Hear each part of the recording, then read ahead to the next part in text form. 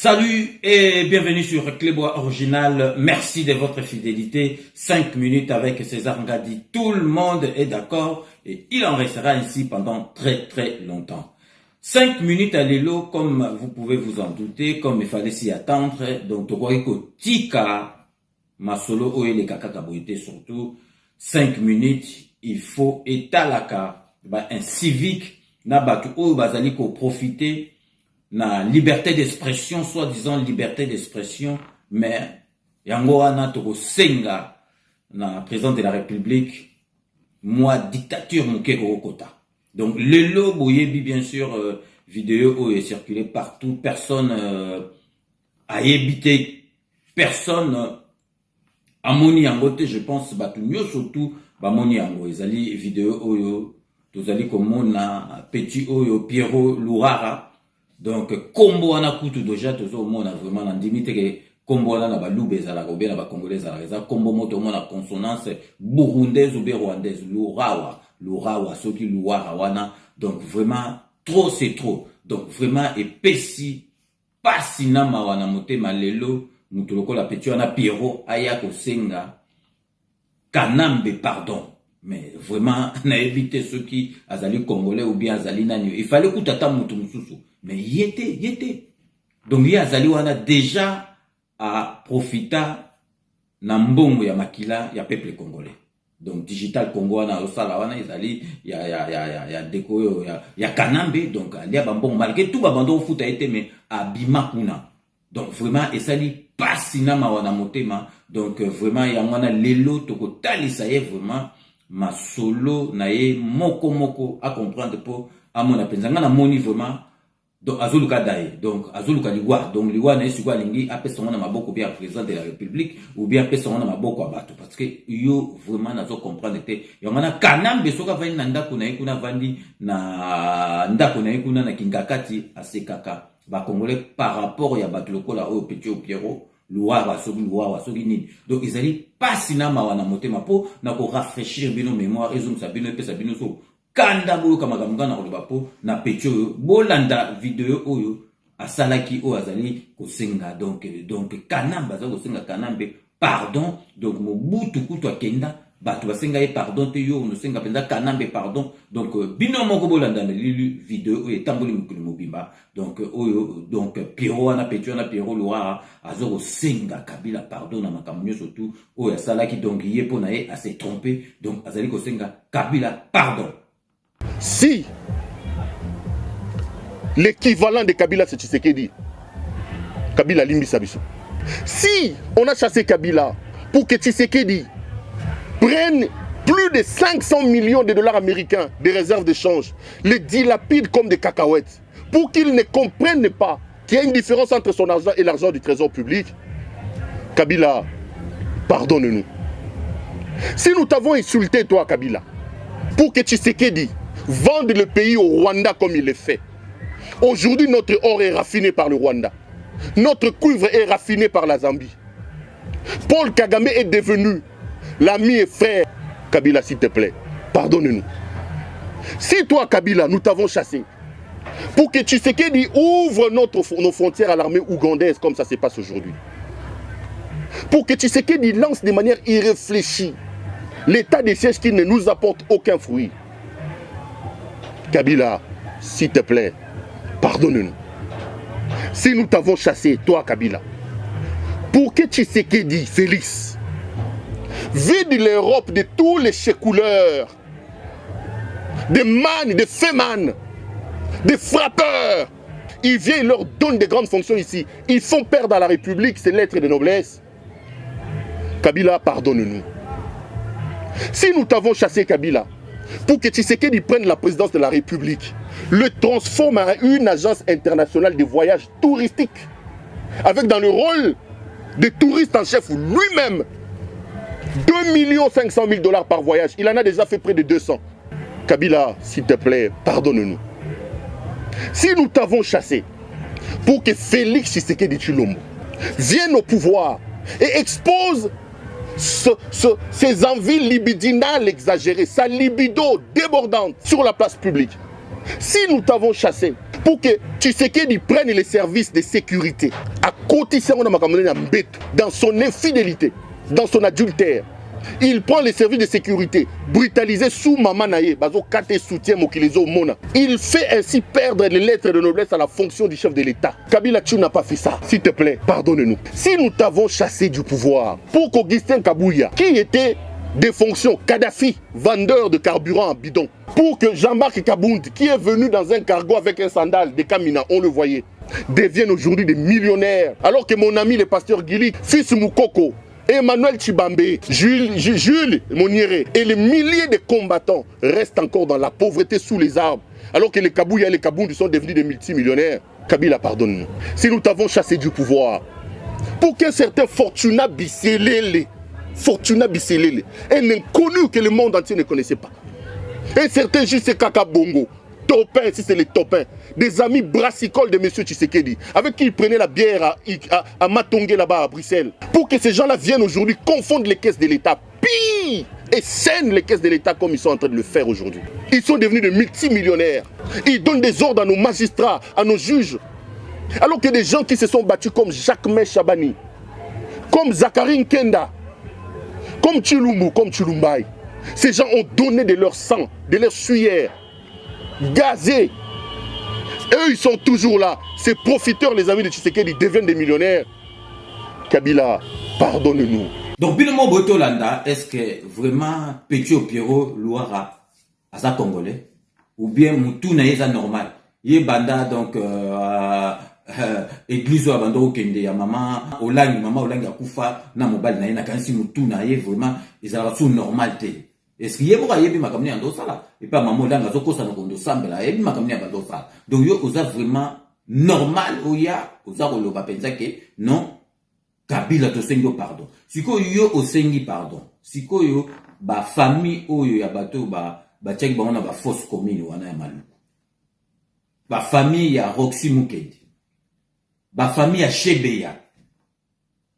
Pour na citer kaka bawana est-ce que donc na famille oyo ya UDPS ba kufaki na quartier général kuna ya UDPS wana ya siège est-ce que bango pe ba ya kosenga pardonner tu osengi donc au piétiner mémoire na bango donc au talibo au bosani ke kanambe na yo oyo zo senga pardon a boma patu na ndenge mo wa osana te lelo yo bosani yo surtout ozali ko senga et pardon. Vous allez que pardon sur base de quoi? Vous allez pardon. Donc, vraiment, n'habitez n'aïe pour n'aïe aux congolais. Donc, yo pour n'aïe aux ali congolais. Donc, n'a rafraîchir, n'a yo mémoire, n'a bateau bazo tala biso, botala oyo makambu kanambe na yo azo senga pardon à sala, n'a mboka na biso pour y azo se permettre à senga pardon. Bino moro botala to bosani makambo nyo surtout mais Pétu oyo donc Pierrot Louara aye ko senga pardon donc na yebite po nanga azolu kwa liwa lingi liwa na yeza na maboko ya président de la République bino mo bolanda oyo Kabila sala na mboka na biso mabe oto tindamba sala na mboka na biso ye Thomas oyo Pétu soki Pierrot Louara azo senga pardon topo sanité.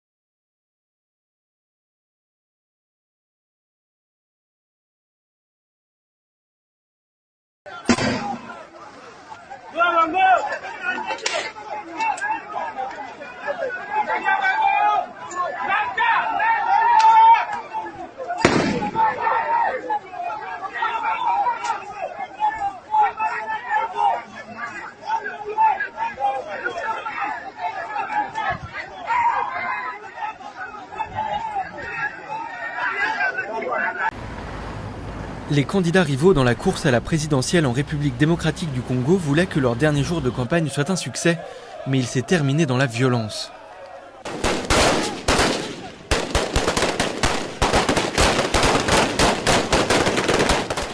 Plusieurs partisans du leader d'opposition Étienne Tshisekedi ont été blessés dans cet affrontement avec les forces de sécurité à l'extérieur du principal aéroport.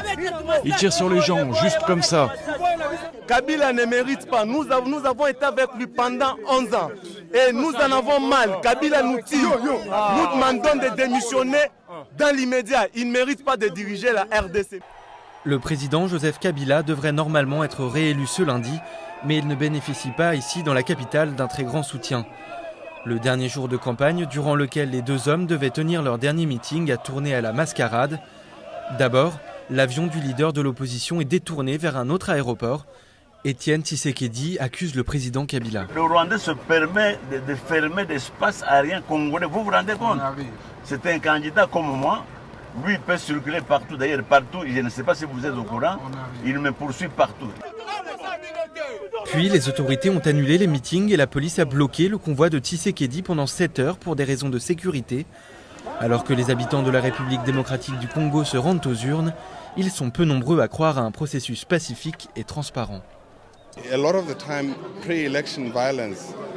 La plupart du temps, la violence avant une élection est un signe avant-coureur d'une situation d'insécurité. Bilomo boitolanda oyo Kanambe asala donc ezali vraiment pasi na mawana motema bilomo bozomona siko mutu oyo neti petio Pierrot Loara aza kosenga pardon na makambo nyonso tout donc bato nyonso tout bakufa na mboka na biso ba congolais parce que aux étrangers so Burundais soki Rwandais yango wana ozoki pete donc makambo nyonso tout Kabila oyo sala Kanambe asala yo osenge pardon.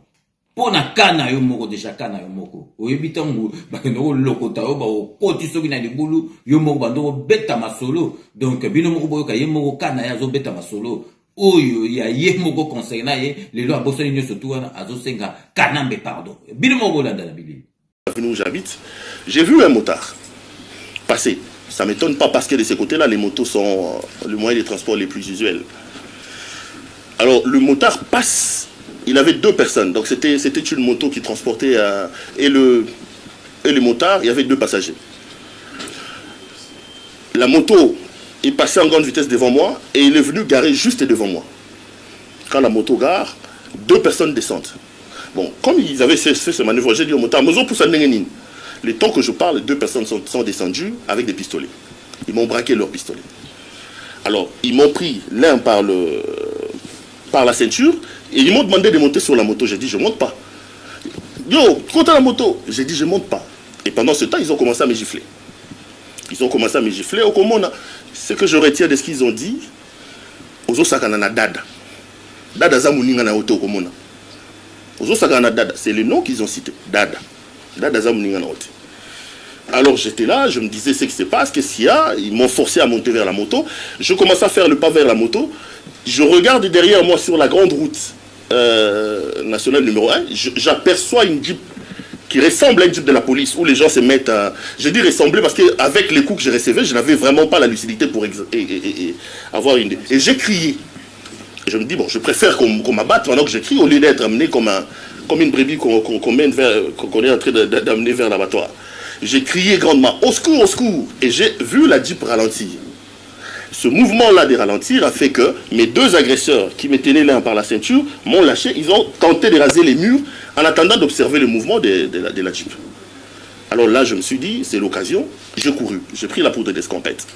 La grande erreur que je vais commettre dans cette situation, au lieu de rentrer vers la grande route nationale numéro 1, moi je suis plutôt rentré vers Maman Mobutu. Alors, quand je cours vers Maman Mobutu, je me rends compte que là, il n'y a tellement pas de gens, il fallait plutôt revenir vers la nationale numéro 1. Heureusement pour moi, en avançant, j'ai vu qu'il y avait un gros caniveau là à l'intérieur, je suis entré dans les caniveaux. Je suis resté dans les caniveaux pendant 15 minutes et j'ai entendu la moto en train de circuler vers là où j'étais. Je suis resté terré pendant 30 minutes à l'intérieur du caniveau, jusqu'à être sûr que les bruits, les vrombissements du moteur de cette moto-là, je ne l'entendais plus. C'est comme ça que je suis sorti du caniveau. Je sors du caniveau. Comme c'était juste au coin de mon avenue, j'ai dit, alors ça, ce sont des gens qui m'ont pisté, certainement. Rentrer à la maison de ces conditions, peut-être qu'ils reviendront. J'ai juste appelé ma femme pour lui dire, je suis en danger. Je trouve...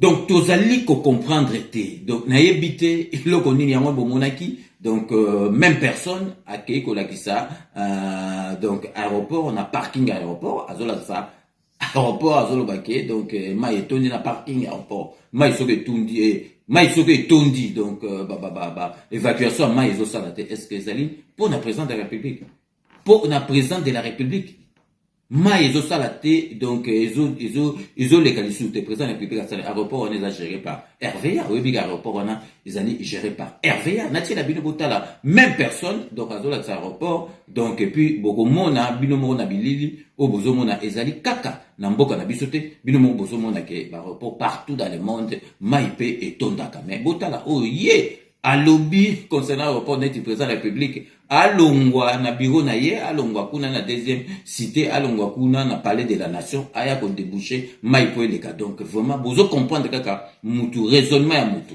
bino moko bolanda na bilili. Là je suis à l'aéroport international d'Enji, aéroport de Kinshasa. Ici on est au parking officiel, je parle bien du parking officiel. Donc tous les officiels de ce pays quand ils arrivent, c'est par ici qu'ils entrent pour prendre leur avion. Regardez le parking là. Il a plu ce matin. Il n'y a pas un seul endroit pour mettre le pied. Au parking officiel de l'aéroport international d'Enji. Oh là là. Ça là, quand on va parler, on va dire oh, mon pays mérite mieux que ce qui se passe actuellement. Sincèrement, regardez. Regardez les amis. Je suis à l'aéroport international d'Enji. Aéroport de Kinshasa. Inondé comme ça là. Au parking officiel.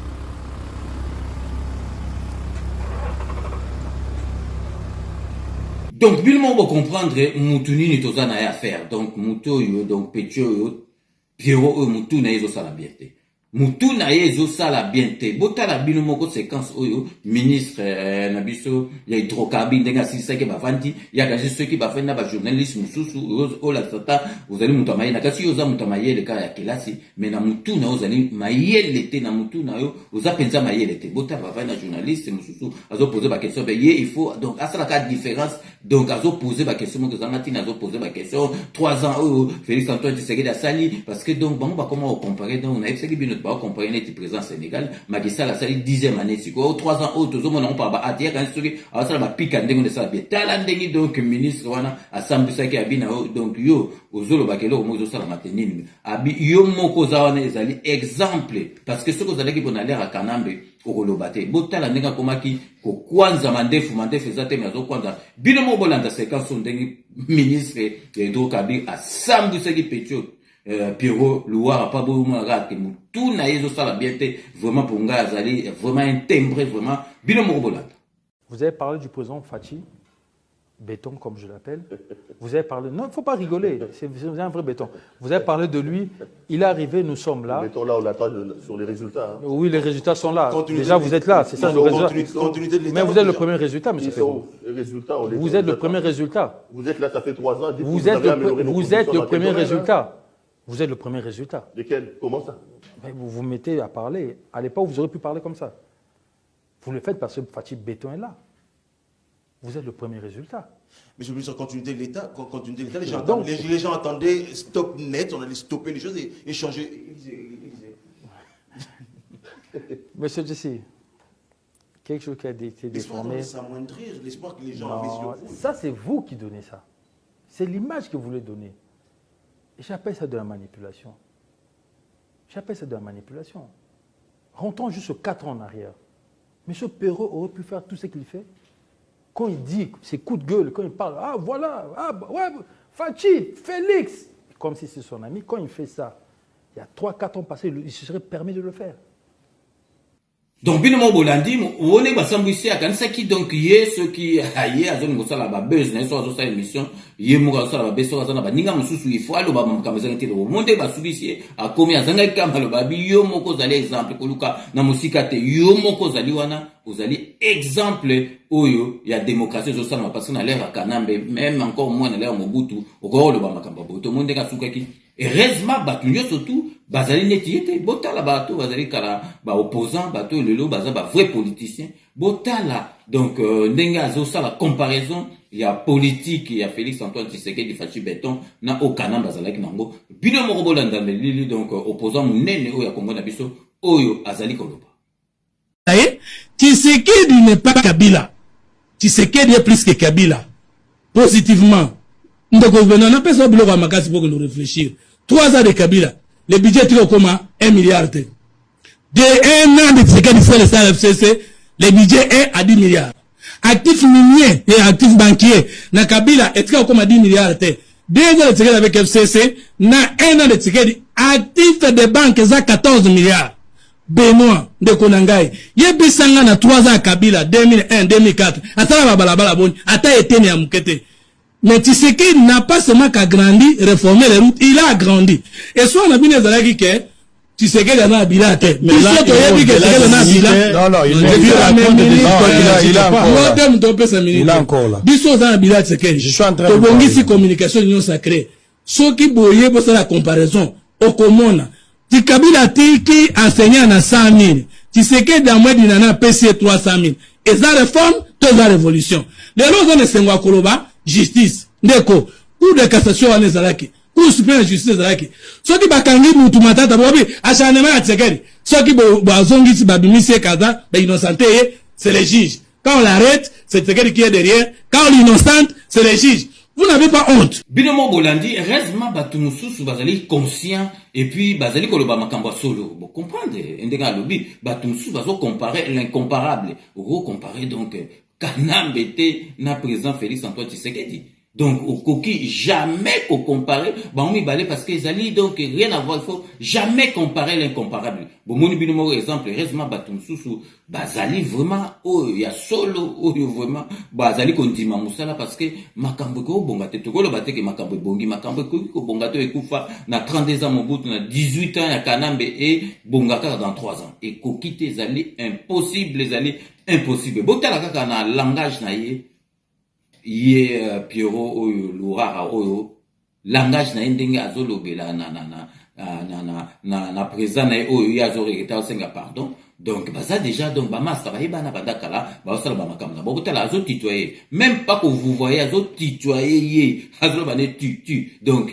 ma master na donc ba yeba na bandakala donc ezali pas na ma wana motema lelo vraiment ye Pierrot aya lelo kosenga Kanambe pardon yemo azali wana bando lela neti mwana muke ba futa yete bonabo ba yaki bo ba futa kiye ata bando futa yete ayeko réclamer na RNN na R président de la République aye ba yeko sala telebi boso azali koloba est-ce que ye kala ko koloba makamba bande koloba na héros azolo ba siko na la Kanambe et puis ce qui est grave na maloba na ekaka ezali vraiment pasi donc vraiment comment na ke azali ça pour outrage na chef de l'État. Donc vie privée à chef de l'État. Donc chef de l'État Fachi Beto za camarade nae azali koloba makambo ezanga tina. Donc ils a été passé wana penza ba koti kamote il faut balanda ye. Ba ya noti ya et vie privée à chef de l'État ko le kabatu. Nyo surtout azo tiango na public a tout monde na ba poto art. Donc Macron a na vie privée nae na momi nae donc Hollande a na vie privée nae batu okuki koya ko loba mote puis oza na ba preuve que ozolo ba ka asal ki atindi batindi moi si ba mosi les belles yo za na place que ba panza ki bilamba ya moi si ozolo ba ma belle mo banda on isa outrage na chef de l'État wana ba ko otika mote faut balandela yo oya ko se justifier na maloba ozali ko loba donc ezali pas sinama on a motema donc wana obé ngo siko liberté d'expression parce que yo za mutamaye vous allez journaliste donc oh yo zolo ba wana ils allaient liberté d'expression ils allaient liberté d'expression ils allaient liberté d'expression ils allaient outrage na chef de l'État et puis au revendate aux zoro loba vous allez ko finga Kabund président Kabund ta président Kabund ayeki soki ndengeni ateka petro yo bi passe président Kabund okapo na mboka pona ko kimisa batuno le lozo senga pardon batu ya système a Kabila wana oyebi président Kabunda ça et puis le président Kabundi a longo beatika IDPS ezali masolo ya famille IDPS etaliote politique ezana ba makambo nango biyo mo so mona que président Kabunda bimi azo sala ba déclaration contre bien azo finga Félix Antoine Tshisekedi Fachi Beton rien donc ozo kota makambo bendenga ya yo siko zo baka président Kabunda ya soki adote ka peto so ya ndengeni bon yo président na yo Kanambe oyo zo senga pardon ya ndengeni na famille mobimba baya ndenge nini na babota mbula ya soki ndenge nini donc chance loko pamba ya ndenge nini akoma milliardaire ya ndenge nini faut pesa exemple nde na Kanambe ndenge ya ozo ba Kabunda sani Kabunda ya salani Yobi Kabundu passe nini ayoki na vie na yepo na combattre le système Kabila depuis Mobutu tisiko na système Kabila loba nesoka yande yo ozoloba e makamba président Kabundu oza na sonita loba yo pesande exemple nano ya Kanambe ndenge ayaki Kanambe ayandenge nini il faut passer exemple pour qu'on passe exemple vraiment c'est le monde à la veille vraiment ils allaient passer botter la raisonnement bato ato lingi DPST ato lingi président de la République mais comparaison aux ozoloba oya kofinga donc batu oyo bakufa o Kanamba boma combien de batu ba boma oya kaka donc bosani bango est-ce que donc yo donc Chebeya de famille Chebeya famille Kapangala donc famille ya bato bakufa o bakunda bango na force commune na Maluku donc bato wana tout sikoyo donc baya ko senga pe pardon ni tu senga pardon. Donc, vous me allez pas si na mawaso que vous me avez comme parce que na mona kombo na loi Isaiah ba congolais Isaiah ba congolais parce que vous avez congolais ba kambo atanzala ngo atandengeni jamais koki ko senga pardon penza na Kanambo senga et pardon bo salama makamtu Kanamba salama be donc to marqué pause publicitaire il y a ba partenaire na biso donc restez connectés sur Clébois Original on revient tout de suite. Kodiasimo vous propose un crédit immobilier. Vous êtes du Congo ou de sa diaspora? Vous désirez devenir propriétaire en RDC et faire construire votre maison en toute quiétude? Obtenez votre crédit, puis commencez son remboursement uniquement dès la livraison de votre maison. À la Cité Kimia, nos maisons seront toutes construites aux normes internationales. Située à seulement 25 minutes de l'aéroport de Njili, 10 minutes de Safari Beach, au cœur de cette cité moderne, vous y trouverez aussi un centre commercial avec plusieurs commerces de proximité. Nos bureaux sont situés au 173 avenue Mutombokachi, dans la commune de la Gombe, référence rond-point Forescom. Venez dès à présent réserver votre lot dans ce nouveau havre de paix à Maluku, ce nouvel Eldorado au Congo. Kodiasimo, la meilleure adresse pour construire la vôtre. Sepela TV ezali décodeur ya Banamboka. Sepela TV différence nango ezali na ba décodeur mususu o tozalaka nango na kati ya ndaku Sepela TV botala ngo ezaka mukie. Eza mukie olingi ko voyager ozu yango o voyager nango parce que ba décodeur obiso tozalaka nango evandika na ndaku mais Sepela TV déjà eza mukie botala ozu o kolisi yango ka na poche na kosi na poche à veste o voyager o memi yango partout dans le monde ici kazo kende. Donc ozaka na besoin ya câble HDMI courant na internet est comme partout courant ezalaka partout donc ils en a plus de 500 chaînes yo surtout ya kitoko bilengi ba choix ya congolais kaka mutaoye bango donc congolais kaka mutaye bango congolais kaka mutaoye ba elengi nini yo kaka donc congolais kaka mutaye bango donc c'est Sepela TV za ya Banamboka bozwa abonnement nango okozwa ngo ya ne mobimba okozwa ngo pe par mois au bengi bango na ba numéro na bango bozali komona donc Sepela TV ezali décodeur ya yo ya ngai donc ezali ya étranger te ezali ya Banamboka avec Sepela TV tout le monde est d'accord et il en restera ainsi pendant très longtemps. Bienvenue dans le monde de Sepela TV. Sepela TV est le décodeur qui vous permet de suivre les chaînes du Congo en direct de la diaspora.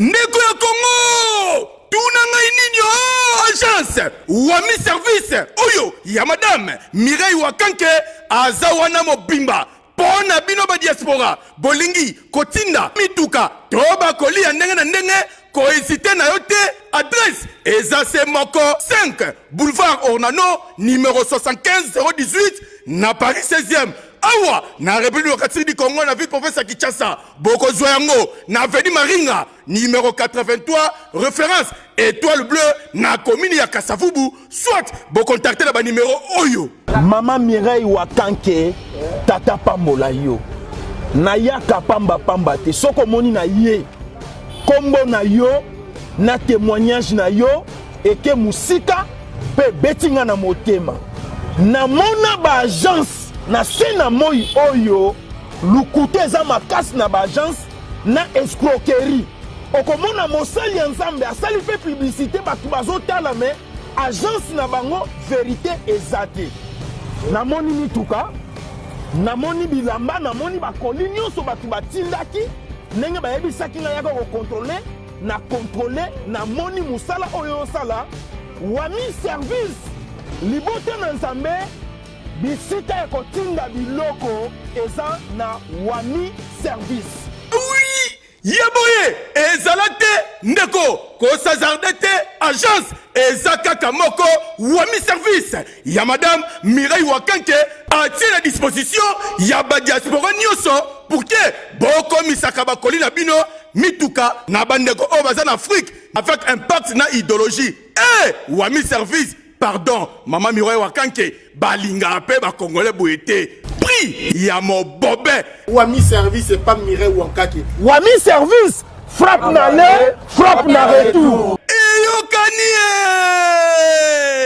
Donc de retour sur le plateau, merci Boibika Ake, 5 minutes à Bamikolo, tout ça on a un niveau, il y a palais, donc parce que vous permettre biso tout ça là, libandate bientôt tout ça na maso na biso, binon moko bolandi, ba partenaire na biso, merci na bango na binope ndingo za na bango. Donc na beti les sociétés. Donc et puis hier azo se permettre à benga bato nyo surtout bazali pemena président de la République banda bazali ba ministre ba chekulaire donc ba feman donc yo zala ki na bango tango ça ba chekulaire na feman ozo benga ba ndekono qualificatif ba chekulaire ba feman donc yo kasi bato nyo surtout bazali entourage ya président de la République bazali ba chekulaire ba feman yo zali na poto yo bando va na poto yo bi passa poto yo bi via poto. Donc aux attentes respect à baninga na hote yo zalaki wana siko yo bando sale pa ya mutu azo bomba batu na télévision bomba batu nana ngo reproche que vina yo kuna nana ngo yo ko loba ubo sentango zo ke na ba tribunal kuna ubo sentango bando sale ba makambu yo bando ko loba siko parce que président de la République a aussi démocratie vous allez que se permettre loba n'importe quoi mais yebaka oyo lobby à vie privée président de la République vous allez que loba makambu et donc au coup de biso to ko loba te pétalioté vie privée président de la République azam mutu lokola biso azali na vie privée na ye donc yo ko ya ko etala moté sans preuve wana ezali outrage na chef de l'État na sengi na ba konzi ba tika wana te fo balandela yo ko la ça parce que tozali na kati ya dictature mais ceux qui ont dépassé ba borne il faut ya ko samba o ya ko affirmer pesa ba preuve ya makambo lobi sur vie privée présenta on a poto ko se permettre to ya lo ba makambo manko bien au fini mo ya makambo makambo ba ko landela parce que ils allaient vraiment pas sina mawa na motema koyoka yo muto ko apeti au Pierrot lelo fioto la mbanga na yo o lo ba n'importe quoi donc to ko tika boete yo o sengi lelo kanambe pardon kanambe o penza aboma bato donc kanambe donc au piétiner na mémoire bato nyo surtout kanamba boma donc yo bando ba makambo sala te Pierrot donc bando ko yeba makambo sala te donc lelo ozo senga kanambe pardon makambo Félix Asali na niveau économie mboka donc na mois d'avril tozu donc plus de 1 milliard 500 millions donc il y a recette na mois d'avril et c'est ça na kanambe no yosenge pardon donc ya mwana kanambe azomona bino bazoba ye kote kuna chango apesi bato mbongo batemi bazo seplana ye donc na babuzoba neti ya bino bo donc ezali mawa ya mwana lelo na koyeko tika mote parce qu'il fallait que vous soyez attend parce que vous allez donc zoba vous allez zobo kena na classe memutu nous ezaya bazoba parce que makambo lobby okoki jamais koloba yango okoki jamais koloba ngo senga pardon attention na moto mususu mais na kanambe te donc ya on a lelo to ngai vraiment to lobela ye aye ba pecho Pierrot donc loi so ba kombo moko to somona ba kombo na habité sur les pas baluba pour aye ba vraiment que to ko tika makambo te donc to comme presque à la fin de l'émission na biso ndeka na lobaka je vous laisse le soin d'en tirer vos conclusions et de me faire parvenir vos commentaires comme d'ailleurs vous en avez l'habitude donc so to comme na suka boyebika ke base to ko tika ngo jamais base vraiment to bandara toujours na honorable Jean Moutala merci na nyoso tout ça la rapport na 5 minutes avec César Ngadi donc est-ce qu'on a kati yalo la Belgique pour on fait ça pour tout de yalo la petite sœur propre pour tout de yalo la merci na nyoso tout ça la rapport na 5 minutes avec César Ngadi donc il na kati Espagne pour on fait ça Beloti Mavungu vrai chéri Beloti Mavungu merci na nyoso tout ça la rapport na 5 minutes avec César Ngadi tozongi na kati à Londres pour on fait ça José Kano qui kakamene maître Weramuku na maître Rajamoule merci na nyoso tout au ça la rapport na 5 minutes avec César Ngadi to tikali toujours na kati ya Londres pour na repesa beauté na mama na biso Maria la beauté naturelle to zongia na Paris pour na repesa ba administrateur na biso ya groupe Chai Mukenge Chai wa balengela mon voisin to ki na kati ya Canada pour na kopesa mbote na Babi Kisinga merci na nyoso tout au sala rapport na 5 minutes avec César Ngadi to ko sukisa na kati ya France pour na repesa Dokotolo na biso Jean-Paul Djamba. Merci. Na surtout au sal rapport na 5 minutes avec César Ngadi. Donc c'est ainsi que s'achève ces 5 minutes avec César Ngadi. Merci de l'avoir suivi. Nous allons nous retrouver avec grand plaisir dans 24 heures pour un nouveau numéro. Cette émission a été réalisée par Willy Kunda et Edino Image Paza Sangoya Congo. Restez connectés sur Clébois Original. À très bientôt. N'oubliez pas, tout le monde est d'accord et il en restera ainsi pendant très très longtemps. Bobo Sonate, Kanambe, Arozwa, Masolo, Nambuchu, Penadikos.